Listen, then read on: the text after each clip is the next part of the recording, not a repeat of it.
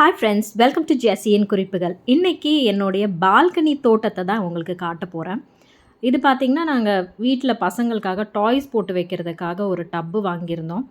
அது கொஞ்சம் கிராக் விட்டுருந்தது. அதனால் இப்போ அதில் கொஞ்சம் மீன்கள்லாம் போட்டு வச்சுருக்கோம். இது ஃபாக்ஸ் டெயில் அப்படின்னு சொல்லிட்டு ஒரு பிளான்ட்டு. சரி, சும்மா இருக்க வேண்டாமே அப்படின்றதுக்காக இதை போட்டு வச்சுருக்கோம். இது எல்லாருக்குமே தெரியும், கற்பூரவள்ளி செடி. யாருக்காவது கோல்டு இருந்தது அப்படின்னா நான் இது பண்ணுவோம். இது எல்லாமே விதைகள் போட்டு வளர்த்த செடிகள் தான். ஸோ இது வெண்டைக்காய் செடி. விதை போட்டு இப்போ கொஞ்சம் முளைச்சி வந்திருக்கு. அடுத்தது இது பாவக்காய். எனக்கு குட்டி பாவக்காய்னா ரொம்ப பிடிக்கும். அதுக்காக இந்த செடி வச்சுருக்கோம். இனிமேல் வளர்ந்தால் தான் தெரியும். இது சும்மா காலியாக விட்டுருக்கோம் இப்போதைக்கு. இது பாலக்கீரை. கீரை அடிக்கடி சாப்பிடணுமே அப்படின்றதுக்காக கீரையை வளர்த்துட்ருக்கோம். இன்னும் இலை கொஞ்சம் பெருசாக வரணும். இப்போ மழை பெய்யறதுனால இன்னும் நல்லா துளுத்துக்கிட்டு தான் நல்லா வருது.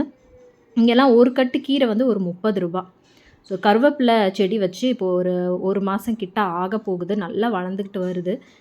மரமாக ஆகிறதுக்கு முன்னால் என்ன பண்ணுறதுன்னு பார்க்கணும். ஏன்னா தொட்டியில் இருக்கிறதுனால வீட்டில் இருக்கிற விதைகள் வச்சு தான் இந்த தக்காளி செடியை நாங்கள் போட்டோம். இதில் பார்த்திங்கன்னா தெரியும் உங்களுக்கு, காய்கள் விட ஆரம்பிச்சிருச்சு. குட்டி குட்டியாக காய் இருக்குது. இப்போதைக்கு ஒரு ஒரு 10 காயாவது இப்போதைக்கு வந்திருக்கு. பழுத்ததுக்கப்புறம் முடிஞ்சால் நான் இன்னொரு வீடியோ எடுத்து உங்களுக்கு காட்டுறேன் எப்படி இருக்குன்னு. அதுதான் ஃபர்ஸ்ட் டைம் நானும் வீட்டில் எப்படி வளர்க்குறது அப்படின்றத பார்க்குறேன்.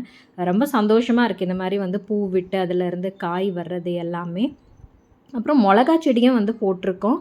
இதெல்லாமே கொஞ்சம் பெருசானதுக்கப்புறமா வேறு ஒரு பாட்டில் இல்லைன்னா அந்த க்ரோ பேக்கில் வைப்போம். தக்காளி செடியும் ஒரு 2 செடி வச்சுருக்கோம். மிளகா செடி பார்த்திங்கன்னா தெரியும்.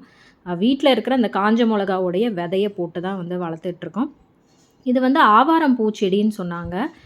இது எப்படி முளைச்சதுன்னு தெரியல. அதோட சேர்த்து அதுவே முளைச்சிட்டு வந்திருக்கு. அந்த ஆவாரம் பூவை டீயில் அது போட்டு குடித்தாங்கன்னா கேன்சருக்கு ரொம்ப ரொம்ப எஃபெக்டிவாக இருக்கும்னு சொன்னாங்க. அதில் பார்த்திங்கன்னா காய் மாதிரி கூட விட ஆரம்பிச்சிருக்கு. இதுதான் ஃபர்ஸ்ட் டைம் நான் இந்த செடியை பார்க்குறேன் ஆக்சுவலி. இது புதினா. பாதி ஆல்ரெடி கொஞ்சம் காஞ்சி போயிடுச்சு. இன்னும் புதுசாக போடணும்.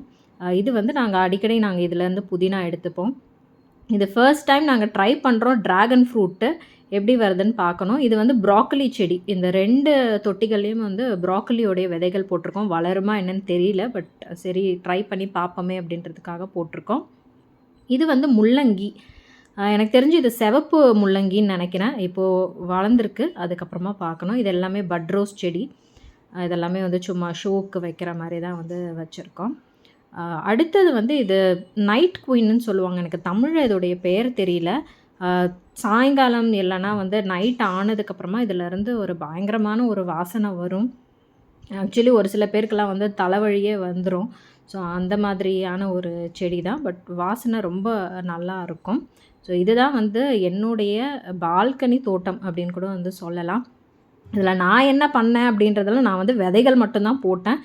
மற்றபடி அதுக்கு தண்ணி ஊற்றுறது, அதுக்கு சாயில் போடுறது எல்லாமே என்னுடைய ஹஸ்பண்ட் தான் அவருடைய ஹாபின்னு சொல்லிட்டு அவர் பண்ணிகிட்ருக்காரு.